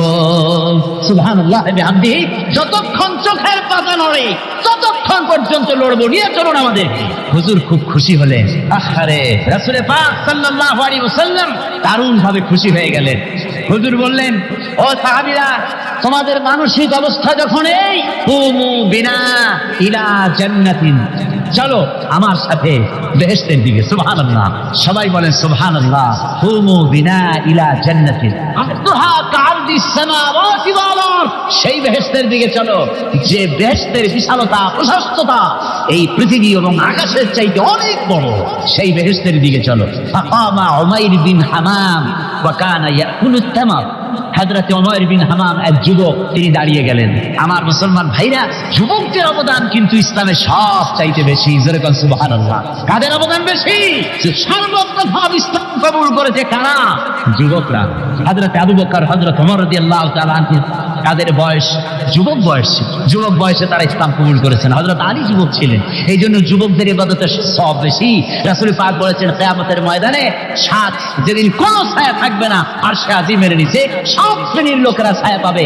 তার মধ্যে এক শ্রেণী হচ্ছে ওয়াশাবুন নাশাফি ইবাদাতিল্লাহ, ওই যুবকেরা যারা নাকি রাত গুজরান করে, রাত কাটায় আল্লাহর ইবাদতে, রাত জাগে আল্লাহর ইবাদত করে। জোরে বলেন সুবহানাল্লাহ।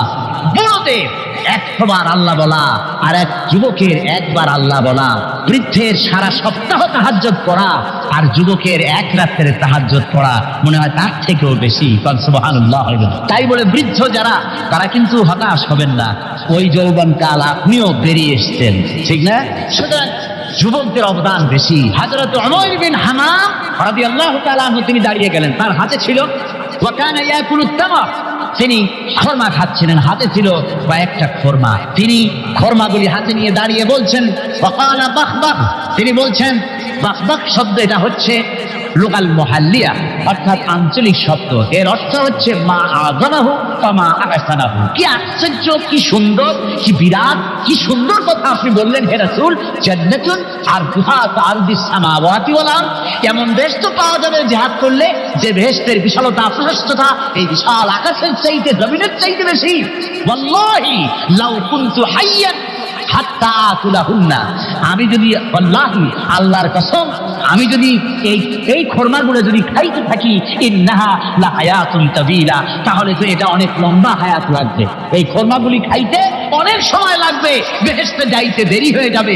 সুতরাং এই খরমা তো আর খাওয়া যাবে না। ফারাগাবিহিন না, হাতের খরমাগুলি সব ফেলে দিয়ে জিহাদের ময়দানে লাফায় পড়লেন। অনেকগুলি কাফেরকে জাহান্নামের ভাতে উতরায় দিয়া হযরত ওমর নিজেও শাহাদাত বরণ করলেন। জিহাদের শেষে জিহাদের শেষে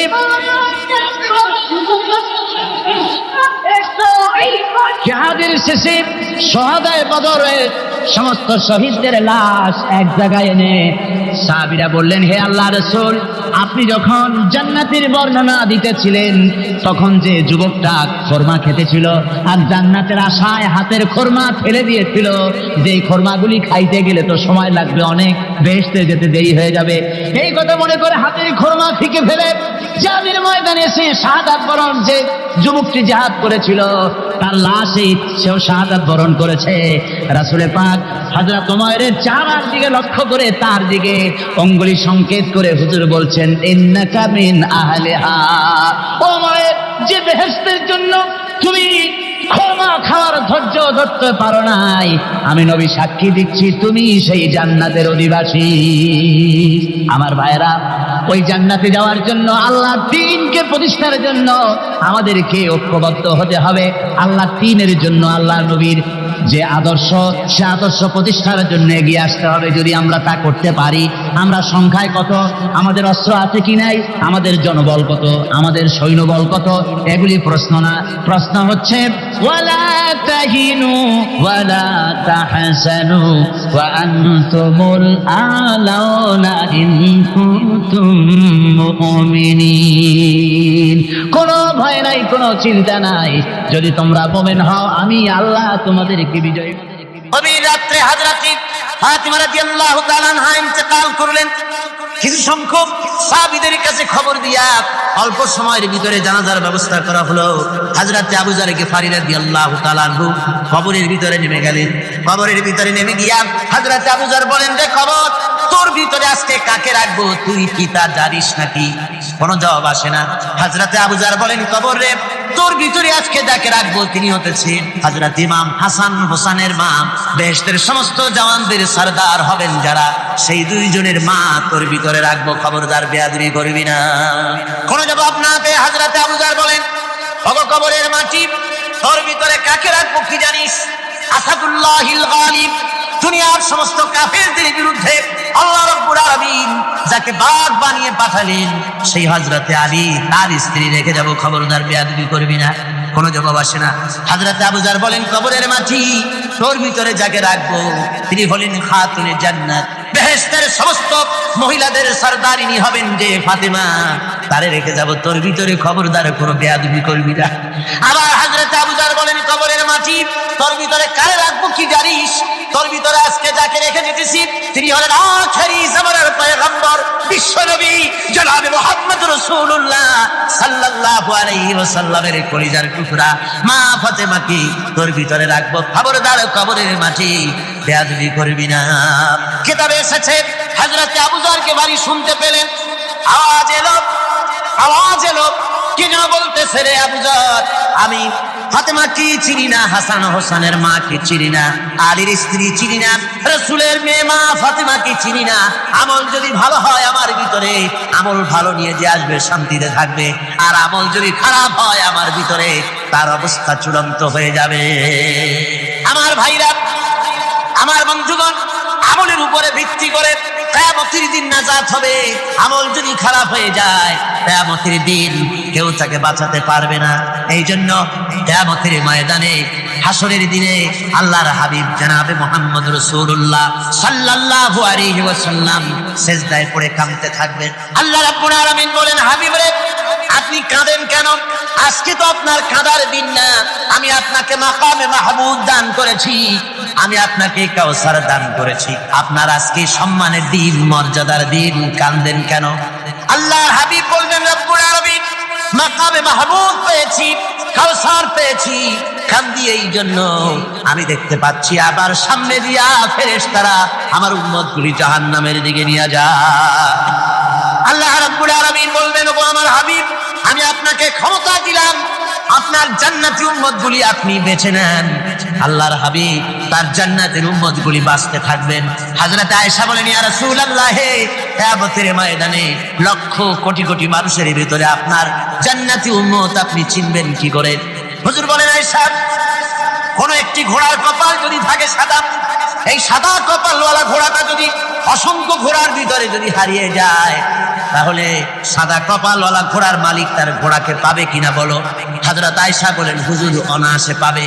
আল্লাহ রাব্বুল আলামিনের হাবিব বলেন আয়েশারে, কিয়ামতের ময়দানে আমার যেই উম্মতেরা নামাজি ছিল, দিনদার ছিল, পরেজগার ছিল, দুনিয়ার বুকে ঈমান নিয়ে যারা চলাফেরা করেছে, আমার দিন কায়েমের আল্লাহর দ্বীনের জন্য যারা কাজ করেছে, ওদের চেহারা নূর চমকাতে থাকবে, ঈমানের নূর কিয়ামতের দিন চমকাতে থাকবে।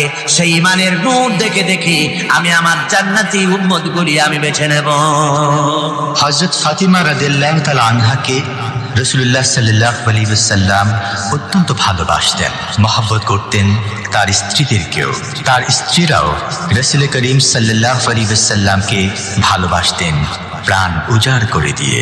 নবীজি বলেছেন, কন্যার পিতাদেরকে গালি দিও না।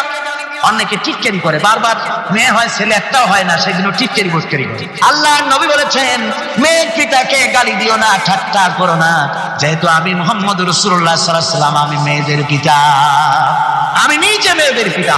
খাও না, মেয়েদের পিতাকে গালি দিও না। রাসূলুল্লাহ বলেছেন, আকাশের নিচে জমিনের উপরে খাদিজার মতো মহিলা আর নাই। সেই হযরতে খাদিজা রাসূলের 4টি মেয়ে পেটে ধারণ করেছিলেন। সুবহানাল্লাহ। মেয়ের প্রতি রাসূলুল্লাহ যথেষ্ট মহব্বত করতেন, মেয়েকে খুব ভালোবাসতেন হুজুর সাল্লাল্লাহু আলাইহি ওয়াসাল্লাম। হুজুরের কলিজার টুকরা ছিলেন মা ফাতিমা রাদিয়াল্লাহু তাআলা আনহা। হুজুর যখন কোথাও যেতেন, সকলের শেষে দেখা করতেন ফাতেমার সঙ্গে, আর বিদেশ থেকে সফর করে এসে সকলের আগে দেখা করতেন ফাতেমার সঙ্গে। সুবহানাল্লাহ। রাসূলুল্লাহ আরো বলেছেন, তোমরা যখন বাজারে যাবে বা ব্যবসা করতে যাবে বা বিদেশে যাবে, আসার সময় যে সব হাদিয়া নিয়ে আসো। আমরা যখন বাইরে যাই, বাজারে যাই, কিছু হাদিয়া আনি না, জামা কাপড় চকলেট ইত্যাদি আমরা আনে থাকি। রাসূলুল্লাহ বলেছেন, হাদিয়াগুলি তোমরা যারা বিদেশে যাও, বাজারে যাও, হাদিয়া আনবে, আর এনে ঘরের মধ্যে ঢুকে তা শুরু করবে মেয়েকে দিয়ে। প্রথমে দেবে মেয়েকে। সুবহানাল্লাহ। মেয়ের মর্যাদা ইসলামে সব চাইতে বেশি। কোন যুগে? যে যুগে মেয়ে হলে পরেই মাটির নিচে ফেলে রাখতো, পাথর মেরে মেরে ফেলে দিত। কোন অপরাধে তাদেরকে হত্যা করা হবে হলো, আল্লাহ পাক কোরআনে কারীমের মধ্যে বলেছেন তাদের অপরাধ আর কিছু না, তারা নারী, এই জন্য তাদেরকে মেরে ফেলা হতো। রাসূলুল্লাহ তাদের ইজ্জত দিলেন। সুবহানাল্লাহ। রাসূলুল্লাহ সম্মান দিলেন, ইজ্জত দিলেন তাদের। কন্যা হিসাবে নারীর এই মর্যাদা। ফাতেমাকে রাসূল এত ভালোবাসতেন, ইন্তেকালের সময় হযরত ফাতেমা কাঁদতে কাঁদতে বেহুশ হয়ে যাওয়ার উপক্রম হয়ে গেল। রাসূলুল্লাহ হযরত ফাতেমাকে ইশারা দিলেন। হযরত ফাতেমা তার কান নিয়ে রাসূলুল্লাহর মুখের কাছে লাগাই দিলেন। আল্লাহ নবী কি যেন বললেন কানে কানে, হযরত ফাতেমার কান্না বন্ধ হয়ে গেল। হযরত আয়েশা বলেন, মা, রাসূলুল্লাহ তোমার কানে কানে কি বলল আর তোমার কান্না বন্ধ হয়ে গেল? হযরত ফাতেমা বলেন, ইয়া আম্মা জান, আমার আব্বা আমার কানে কানে বলল, মা ফাতেমা তুই কাঁদিস না, তোর কান্না আমার বরদাস্ত হয় না, তোমাকে কাঁদতে হবে না। আমি তোমাকে সুসংবাদ দিয়ে যেতেছি, আমি মরে যাওয়ার পর সর্বপ্রথম তোমার সাথে আমার দেখা হবে। রাসূলুল্লাহর এই ভবিষ্যৎবাণী হযরত ফাতেমা বুঝতে পেরেছেন যে হুজুরের ইন্তেকালের পরে আমার বেশি দেরি হবে না, আমিও তাড়াতাড়ি হুজুরের সাথে শামিল হতে পারবো। হুজুরের ইন্তেকালের 6 মাস পরেই হযরত ফাতেমা রাদিয়াল্লাহু তাআলা আনহা ইন্তেকাল করেছেন। কন্যা হিসেবে নারীর মর্যাদা ইসলাম অনেক অনেক গুণ বাড়িয়ে দিয়েছে। এই কন্যা শিশু পরিষদ যৌবন পেরিয়ে যখন যৌবনে তার বিয়ে হয়ে যায়, আল্লাহ রাব্বুল আলামিন তখন বলেন, ওয়া মিন আয়াতিহি আন খালাকা লাকুম মিন আনফুসিকুম আজওয়াজান লিতাসকুনু ইলাইহা ওয়া জাআলা বাইনাকুম মাওয়াদ্দাতান ওয়া রাহমা।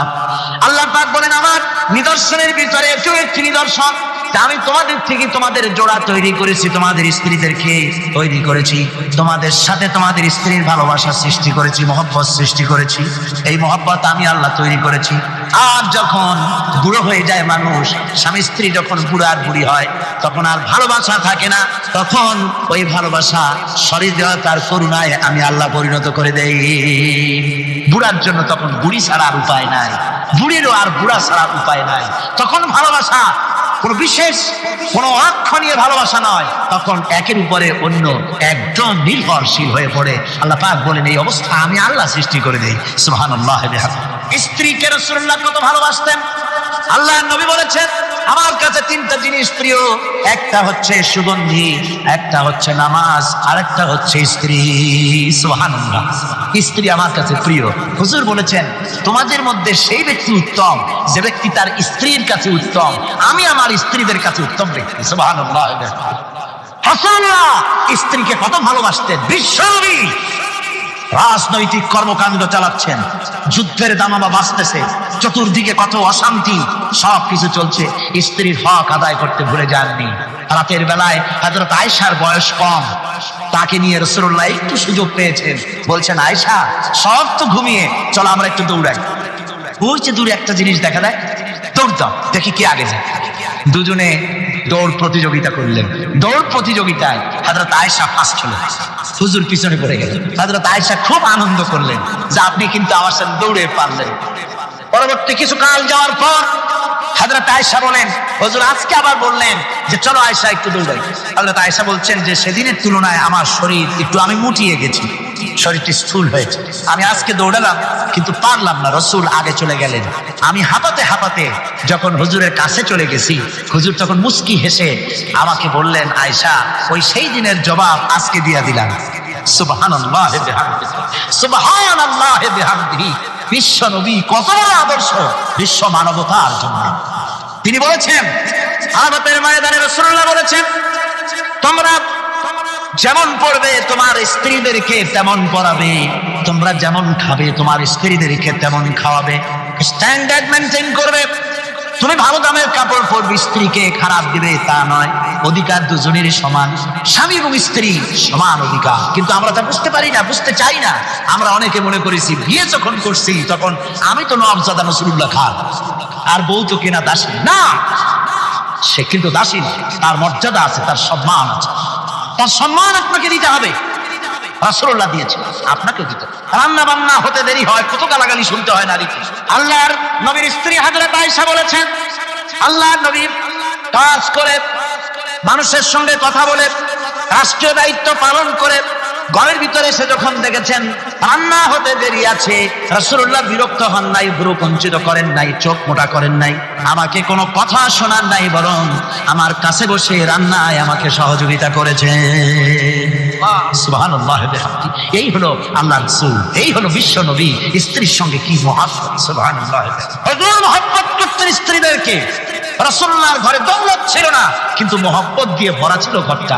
হুজুরের ঘরে ফ্রিজ নাই, ডিস এসি নাই, হুজুরের ঘরে কার্পেট নাই, হুজুরের ঘরের মধ্যে জাজিম নাই, তোশক নাই, বড় বড় কম্বল নাই, আরামের কোনো জিনিস নাই, মডার্ন ইকুইপমেন্টস কিচ্ছু নাই, দৌলত নাই, কিন্তু মহব্বত দিয়ে ঘরটা ভরা। হযরত আয়েশা বলেছেন, আমি পানি পান করে, যখন আমি পানি পান করে গ্লাস রেখে দিতাম, আল্লাহর নবী তখন গ্লাসের সেই জায়গায় ঠোঁট লাগাতেন যেখানে আমি ঠোঁট লাগাইয়া পানি পান করেছি। আমি গোশত চিবোতাম, রাসূলুল্লাহ আমার হাত থেকে গোশত টুকরা নিয়া সেই জায়গায় চিবোতেন যেখানে আমি চিবুয়েছি। সুবহানাল্লাহ। আমার ভাইরা, রাসূল তার স্ত্রীদেরকে মহব্বত করতেন, স্ত্রীরাও রাসূলকে মহব্বত করতেন দারুণ ভাবে। একবার হযরত আয়েশা সিদ্দিকা রাদিয়াল্লাহু তাআলা আনহা হুজুরকে গোসল করাতে ছিলেন, মাথার উপরে পানি ঢালতেছেন, হুজুর একটা চোখের উপরে বা একটা তক্তার উপরে বসা আছে। গোসলের পানির ভিতরে রাসূলুল্লাহ দেখতে পেলেন রক্তের মতো কি যেন প্রবাহিত হয়ে যাচ্ছে। হুজুর জিজ্ঞেস করেন, আয়েশা রে, পানির ভিতরে রক্তের মতো কি দেখা যায়? হযরত আয়েশা বলেন, হুজুর আপনি যখন বসেছিলেন অসতর্ক মুহূর্তে তক্তার নিচে আমার একটা আঙ্গুল পড়েছিল পায়ে, আঙ্গুলটা ফেটে বোধহয় রক্ত বেরোতেছে। রাসূলুল্লাহ তাড়াতাড়ি করে উঠলেন আর ওই আঙ্গুলকে ব্যান্ডেজ করে দিলেন। রাসূলুল্লাহ বললেন, আয়েশা রে, আঙ্গুল ফেটে গেছে, একটু আহাহু পর্যন্ত করলে না, এতক্ষণ তুমি কষ্ট করলে কেন? হযরত আয়েশা বলেন, ইয়া রাসূলুল্লাহ, ওটা তো একটা পায়ের আঙ্গুল। আয়েশার কলিজাটা ফেটে যদি রক্ত বেরোতো, রাসূলুল্লাহকে উঠতে বলতে আমি পারতাম না। কি মহব্বত রাসূলের সাথে! হযরত আয়েশা বলেন, রাসূল সাল্লাল্লাহু আলাইহি ওয়াসাল্লাম স্ত্রীদেরকে এত ভালোবাসতেন, আমাদের ঘরে গোশত টোস্ত তেমন রান্না বান্না খুব কম হতো। গোশত রান্না হবে কি, মাসের পর মাস চলে গেছে রাসূলের বাড়িতে, হুজুর স্ত্রীরা বলেছেন আমাদের ঘরে চুলে আগুন জ্বলে নাই, একটু শুকনা রুটি, একটু শুকনা খেজুর আর একটু পানি খেয়ে আমাদের জীবন চলেছে, এরকমের অবস্থা হয়েছে। তারপরে এই অবস্থা চলেছে, এর মধ্যে যদি কখন একটু গোশত আসছে, হুজুর যখন ছাগল ইত্যাদি ছাগল দুম্বা জবাও করেছেন, এই দুম্বার গোশত নিয়ে, ছাগলের গোশত নিয়ে রাসূলুল্লাহ নিজে বেরোতেন। হযরত খাদিজার বান্ধবী কোথায় আছে খুঁজে ওই বান্ধবীর কাছে গোশত পৌঁছে দিয়ে আসতে। হযরত আয়েশা বলেন, একদিন আমার ঘুম ভেঙে গেল, দেখি হুজুর আমার কাছে নাই, গেলেন কোথায়? খুঁজতে খুঁজতে যায় দেখি মসজিদে নববীর ভিতরে হুজুর হাত তুলে বসে আছেন, মোনাজাত করতেছেন। আমি পেছনে কি হাত, আমি শুনতে পাচ্ছি নবীজি দোয়া করছেন রব্বুল আলামিন কিয়ামতের ময়দানে যেদিন সন্তান তার পিতাকে ভুলে যাবে, মা তার সন্তানকে হারায় ফেলবে, ওই কঠিন হাসরের ময়দানে আমি যেন আমার খাদিজাকে হারাইয়া না যাই। মুনাজাতের শেষে হযরত আয়েশা বলেন, ইয়া রাসূলুল্লাহ, খাদিজার কথা আপনার এত কেন বারবার মনে পড়ে? একটা বুড়িরে বিয়ে করেছিলেন 25 বছর বয়সের সময়, 40 বছর বুড়ি, তার কথা কেন এত মহব্বত আপনার মনে পড়ে? তার থেকে যুবতী মেয়ে, সুন্দরী মেয়েকে আপনার স্ত্রী হিসেবে আপনি পান নাই। হুজুর বলেন, আয়েশা রে, খাদিজার সম্পর্কে এমন কথা তুমি আর বলো না। তোমরা সবাই আমার সুখের দিনের স্ত্রী, আর খাদিজা আমার এমন সময়ের স্ত্রী ছিল যখন মক্কায় আমার আশ্রয় ছিল না, তামাম মক্কা নগরীতে আমার আশ্রয় ছিল না। খাদিজার সঞ্চিত সমস্ত ধনরাশি ইসলাম কবুল করার পর দুহাতে খাদিজা বিতরণ করে দিয়েছে। হযরত আয়েশা বলেন, হুজুর আমার গোস্তাকি মাফ করে দেন, আমি আর এরকম বলবো না, তবে খাদিজা সম্পর্কে আমার কিছু একটু শোনান। হুজুর বলেন, আয়েশা রে শোনো, গভীর রাত যত রাত হোক না কেন ইসলামের দাওয়াত দিয়ে দিয়ে গভীর রাত্রে আমি যখন বাসায় ফিরেছি, ঘরে এসেছি, দরজায় একটা মাত্র ডাক দিয়েছি খাদিজা, অমনি দরজা খুলে গেছে। আমি জিজ্ঞেস করেছি, খাদিজা রে, যত রাত্রে আসলাম, যতবার আসলাম, একটা ডাকের বেশি লাগলো না, তুমি কি ঘুমাও না? হযরতে খাদিজা বলেছেন, ইয়া রাসূলুল্লাহ, আমার মনের ভিতরে ভয় থাকে, আল্লাহর রাসূল দিনের খেদমতে বাইরে আছেন, আমি যদি আরামে বিছানায় ঘুমায় থাকি আর নবীজি দরজার কাছে দাঁড়ায় আমারে ডাকাডাকি করবে, উঠতে যদি দেরি হয়ে যায় নবীজির সঙ্গে বেয়াদবি হয়ে যাবে, এই মনে করে আপনি না আসা পর্যন্ত দরজার সাথে পিঠ লাগাই আমি দাঁড়াইয়া দাঁড়াইয়া ঘুমাই। আমার ভাইরা, হযরতে খাদিজার ইজ্জত স্বয়ং আল্লাহ দিয়েছেন। কে দিয়েছেন? হাদিস শরীফে এসেছে, রাসূলুল্লাহ জাবালে নূরে বসা, গারে হেরার ভিতরে বসা, হযরতে জিবরাইল রাসূলুল্লাহর সঙ্গে কথা বলতেছেন। একটু পরে হযরতে জিবরাইল বলেন, ইয়া রাসূলুল্লাহ, আমি আর এখানে বসবো না, আমি এখন চলছি। আমি দেখতে পাচ্ছি খাদিজা আসতেছে আপনার জন্য খাবার নিয়ে। খাদিজা যখন আপনার কাছে পৌঁছে যাবে, আপনি খাদিজাকে শোনায় দিবেন আল্লাহ রাব্বুল আলামিন খাদিজাকে সালাম জানাইছে। সুবহানাল্লাহ। রাসূলুল্লাহর কাছে হযরতে খাদিজা যখন আসলেন, হুজুর বললেন, খাদিজা আজকে তোমার জন্য দারুণ সুখবর। বলে কি? বলে আল্লাহ পাক জিবরাইল কেমন উঠে গেল আমার কাছ থেকে, জিবরাইল বলে গেল আল্লাহ তোমাকে সালাম বলেছে। হযরত খাদিজা কেঁদে ফেললেন, বললেন, ইয়া রাসূলুল্লাহ, আমার নারী জন্ম সার্থক, আল্লাহ আমাকে সালাম বলেছে, এর জবাব কেমনে দিতে হয় হুজুর আমি তো জানি না, আপনি আমার পক্ষ থেকে আল্লাহর সালাম কিভাবে দেওয়া লাগে আপনি দিয়ে দিন, আমি তো বুঝি না কেমনে আল্লাহর সালামের জবাব দেব। হুজুর বললেন, খাদিজা শুধু আল্লাহ নয়, জিবরাইলও তোমাকে সালাম বলে গেছে। হযরতে খাদিজা বললেন, হযরত জিবরাইলকে আমার সালামের জবাব দাও, ওয়ালাইকুমুস সালাম বলেন। হযরত খাদিজার এই মর্যাদা ছিল। আমার ভাইরা, রাসূল পাক সাল্লাল্লাহু আলাইহি ওয়াসাল্লাম এভাবে মহব্বত করেছেন স্ত্রীদেরকে। সুতরাং স্বামী স্ত্রীর মহব্বত আল্লাহ জান্নাতি নিয়ামত। কিসের নিয়ামত? যে ঘরের মধ্যে স্বামী স্ত্রীর মধ্যে মিল মহব্বত আছে এটা বেহেশতের মতো, আর যেখানে মিল মহব্বত নাই এটা জাহান্নামের মতো। ঠিক কি? সুতরাং মহব্বত করুন, বেশি বেশি স্যাক্রিফাইস করুন, বেশি বেশি স্যাক্রিফাইস। নারীদের ব্যাপারে বলা হয়েছে, পুরুষকে বলা হয়েছে অধিকার আদায় করো, সব ব্যাপারে সমান অধিকার, কিন্তু নারীকে একটা ব্যাপারে বলা হয়েছে, নারী শোনো, পুরুষের মর্যাদা তোমার চাইতে আল্লাহ রাব্বুল আলামিন বেশি দিয়েছেন। আর রিজালু কাওয়ামুনা আলান নিসা, নারীদের উপরে পুরুষের প্রাধান্য আল্লাহ পাক দান করেছেন। একজন সাহাবী বলেছিলেন, ইয়া রাসূলুল্লাহ, জংলি উট দেখলাম আপনার পায়ের উপরে সেজদায় পড়ে গেল, আপনি যদি আমাদেরকে অনুমতি দিতেন না আপনাকে আমরা সেজদা করতাম। আল্লাহ নবী বললেন, মানুষ মানুষকে সেজদা করা এ পারমিশন যদি আমি দিতাম তাহলে দুনিয়ার সমস্ত স্ত্রীদেরকে বলতাম তারা যেন তাদের স্বামীকে সেজদা দেয়। স্বামীর মর্যাদা এখানে বেশি। সুতরাং অধিকার সমান, কোনো সন্দেহ নাই, কিন্তু স্বামীর একটা আলাদা মর্যাদা আছে, সেই সম্মানও তাকে দিতে হবে। এরপরে এই সমান অধিকারের ভিত্তিতে স্বামী স্ত্রী চলতে থাকে, মাঝখানে আল্লাহ পাক তাদেরকে সন্তান দান করে। আল্লাহ তাদেরকে, নারীকে লেখাপড়ার অধিকার দিয়েছেন, ইসলাম তাকে লেখাপড়ার অধিকার দিয়েছে, শিক্ষার অধিকার দিয়েছে। হযরত আয়েশা সিদ্দিকা রাদিয়াল্লাহু তাআলা আনহা শিক্ষার্থী ছিলেন, হাফেজা ছিলেন, হাদিসের হাফেজা ছিলেন, কোরআনের হাফেজা ছিলেন, হাজার হাজার সাহাবায়ে কিরামদের তিনি উস্তাদ ছিলেন। সুবহানাল্লাহ। নারীদের ব্যাপারে অধিকাংশ মাসালা হযরত আয়েশা সিদ্দিকা রাদিয়াল্লাহু তাআলা আনহার অবদান। সুবহানাল্লাহ। নারী যুদ্ধ করেছে, যুদ্ধের ময়দানে নারীর অধিকার আছে। নারী চাকরি করতে পারবে, নারী ব্যবসা করতে পারবে, নারী লেখাপড়া করতে পারবে, নারী সেনাবাহিনীতে যেতে পারবে, নারী সব করতে পারবে, কিন্তু পর্দা নেই। জনৈক সাহাবী ইসলাম গ্রহণ করার পরও রাসূলুল্লাহ সাল্লাল্লাহু আলাইহি ওয়াসাল্লামের কাছে অনুশোচনা করছিলেন তার কন্যা সন্তান নিজ হাতে হত্যা করার জন্য। আমাদের প্রিয় নবী এই কথা শুনে কেঁদে ফেললেন। একটা লোক গিয়ে কাঁদতেছিল মুসলমান হওয়ার পরও। হুজুর কয় কান্দো কেন? কই যে এই যে আমার গুনাহ কি মাফ হয়েছে? হুজুর বলেন হ্যাঁ মাফ হয়ে গেছে। কলেমা পড়ছো মাফ হয়ে গেছে। কয় যে হুজুর আমি তো মারাত্মক গুনাহ করছি। বলে কি? বলে আমার একটা মেয়ে, সেই মেয়েটাকে নিয়ে আমি ঘটনা লম্বা, আমি সংক্ষেপে বলতেছি। মেয়েটাকে ফাঁকি দিয়া তাহলে আমি মারবো, বুঝতে দেই নাই আমার বউরে। বললাম চলো বেড়াইতে যাই। মেয়েটা আমার সাথে সাজাই দিয়েছে তার মা, বেড়াতে নিয়ে যাবো এই কথা মনে করে। মেয়েটা কদ্দূর যায়, আবার আব্বা আব্বা বলে আমার দিকে ফিরে আসে, আবার পিছনে থাকে, আবার আব্বা আব্বা বলে জড়াই ধরে। এইভাবে করতে করতে যখন নির্জন এলাকায় গেলাম, আমি পাহাড়ের পাশে গর্ত খোঁড়া আরম্ভ করলাম। গর্ত কুচি আর মাটি ছিটে এসে আমার দাড়িতে লাগে। বাচ্চা মেয়েটা আমার কাছে এসে দাড়ি দিয়ে ধুল ছাড়ায় দেয়। কয় আব্বা তোমার দাড়িতে ধুল লাগতেছে, তুমি এই কষ্ট করতেছো কেন?